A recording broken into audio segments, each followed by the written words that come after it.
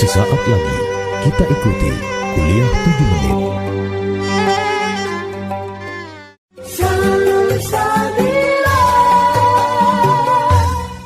Assalamualaikum warahmatullahi wabarakatuh. Bismillahirrahmanirrahim. Alhamdulillahilladzi hadana ala dinil Islam. Wassalatu wassalamu ala sayyidina wa maulana Muhammad wa ala alihi wa ashabihi ajma'in, amma ba'du. Sahabat Salsabila rahimakumullah. Kaum muslimin menang dalam perang Badar. Pasukan Quraisy dibuat takluk oleh pasukan Islam. Banyak para pemimpin kaum Quraisy yang terbunuh pada perang itu, termasuk Abu Jahal. Selain itu, kaum muslimin juga menawan 70 orang Quraisy, kebanyakan para pemimpin dan orang berpengaruh.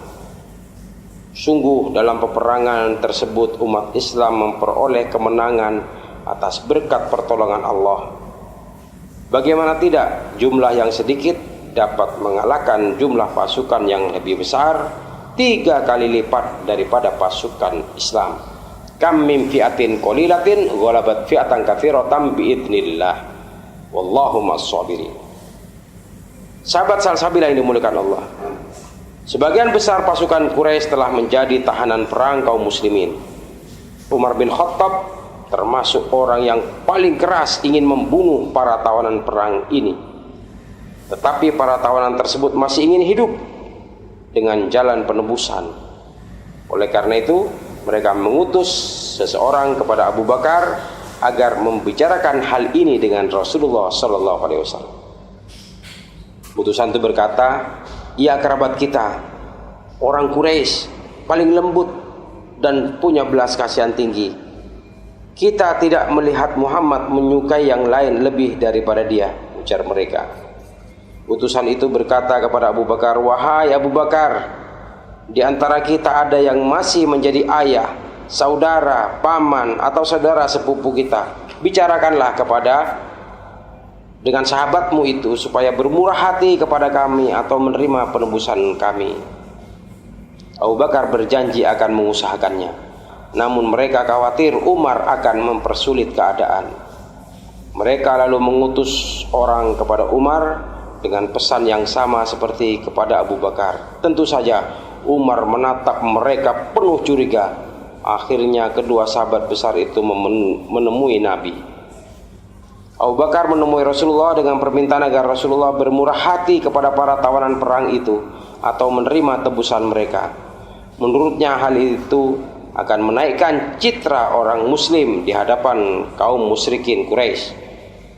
Dengan begitu siapa tahu mereka akan tertarik untuk masuk Islam, menurut Sayyidina Abu Bakar. Akan tetapi Sayyidina Umar tidak setuju dan tetap keras. "Ya Rasulullah," katanya, "mereka musuh-musuh Allah. Dulu mereka mendustakan, memerangi dan mengusir engkau. Penggal saja leher mereka. Mereka biang orang-orang kafir, pemuka orang-orang sesat. Orang-orang musyrik itu sudah dihinakan Tuhan." Rasulullah SAW tidak merespon keduanya. Beliau lalu pergi menuju rumah. Beliau tinggal sejenak di sana dan kembali keluar. Orang ramai segera melibatkan diri dalam persoalan ini. Satu pihak mendukung ide Abu Bakar dan yang lain memihak Umar. Rasulullah kemudian mengajak mereka bermusyawarah. Beliau membuat suatu perumpamaan tentang Abu Bakar dan Umar. Abu Bakar seperti Mikail, malaikat yang memiliki sifat pemaaf kepada hambanya dari kalangan Nabi. Ia seperti Ibrahim dan Isa. Sedangkan Umar seperti Jibril, malaikat yang membawa kemurkaan dari Tuhan dan bencana terhadap musuh-musuh Allah. Di lingkungan para Nabi, Sayyidina Umar seperti Nuh dan Musa alaihi wassalam. Sahabat Salsabila yang dimuliakan Allah, kaum muslimin pun berunding dan akhirnya memutuskan bahwa mereka dapat mengabulkan cara penebusan itu. Dari dua pendapat, Rasulullah cenderung mengikuti saran Abu Bakar, yaitu membebaskan tawanan perang dengan sejumlah tebusan. Apalagi keputusan ini didasari firman Allah Subhanahu wa taala dalam surat Muhammad ayat 4. Sahabat salsabilah yang dimuliakan Allah, bukan berarti pendapat Umar bin Khattab tidak memiliki landasan yang kuat.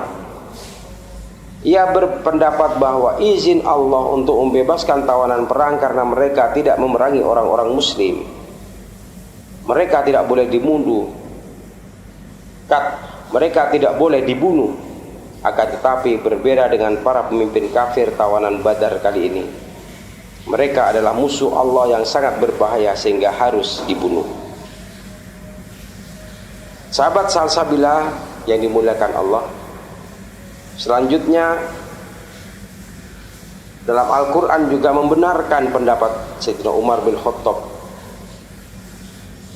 dalam surat Al-Anfal ayat 67 sampai 69. Benarlah bahwa para tawanan Badar yang bebas kala itu menjadi musuh yang paling kuat pada peperangan Uhud, yang membantai pasukan muslimin karena hendak membalas kekalahan mereka pada perang Badar. Selang beberapa waktu datang Mi'raj. Selang beberapa waktu datang Mi'raj ibn Hafiz hendak menebus Suhail ibnu Amr yang tertawan oleh kaum muslimin dalam perang Badar. Suhail ini adalah seorang orator ulung. Melihat Mi'raj melakukan tebusan, cepat-cepat Umar menemui Rasulullah. Umar rupanya keberatan kalau orang itu lolos tanpa mendapat suatu pelajaran. Oleh karenanya ia berkata kepada Nabi, "Ya Rasulullah, izinkan aku mencabut 2 gigi seri Suhail ibn Umar bin Amr agar lidahnya menjulur keluar dan ia tak dapat lagi berpidato mencerca engkau di mana-mana." Kemudian Rasulullah berkata, "Aku tidak akan memperlakukannya secara kejam supaya Allah tidak memperlakukan aku demikian, sekalipun aku seorang nabi." Nabi sambil tersenyum. Ucapan Umar menunjukkan kegigihannya mengenai pendapat untuk tidak membiarkan para tawanan yang berkemampuan kembali mengadakan perlawanan kepada kaum muslimin. Dan wahyu turun memperkuat pendapat Umar mengenai para tawanan perang. Hal ini membuat Umar makin dekat di hati Nabi SAW. Wallahu a'lam. Wassalamualaikum warahmatullahi wabarakatuh.